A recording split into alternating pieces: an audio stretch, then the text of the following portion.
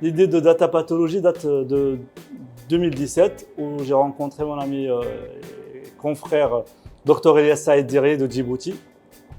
Où on a soulevé la problématique de la paucité, de la rareté des anapates sur le continent africain.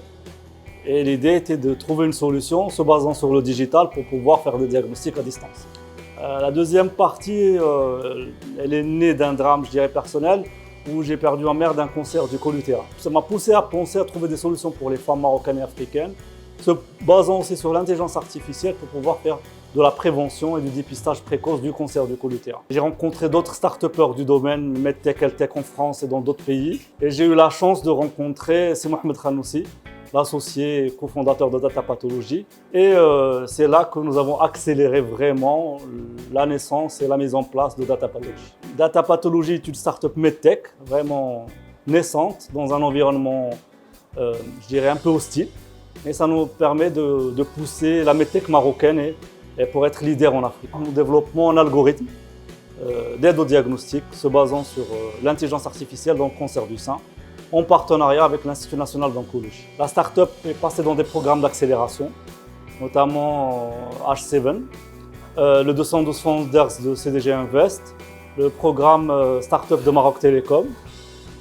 Et par la suite, on a eu la chance, je dis, de rencontrer le fonds Vitamax, qui a cru en cette idée et qui a investi dans notre start-up. Et là, nous nous sommes déployés déjà au Maroc, ici sur le site d'El Jadida. Nous sommes en train de nous déployer à Djibouti et en Guinée, et pour mettre en place un réseau de pathologie et de téléexpertise. Il y a eu énormément de difficultés. La première, c'est qu'on s'est rendu compte par la suite qu'il n'y avait pas un réel environnement MedTech, HealthTech au Maroc. S'il y a des environnements pour l'e-commerce, pour la e-logistique, pour les autres domaines, nous, on se rendait compte que les gens devant nous ne comprenaient pas. Et donc, il fallait véritablement évangéliser. Ça nous a pris un peu de temps, mais c'était aussi un challenge, dans le sens où on devait créer nous-mêmes l'environnement dans lequel nous allons évoluer.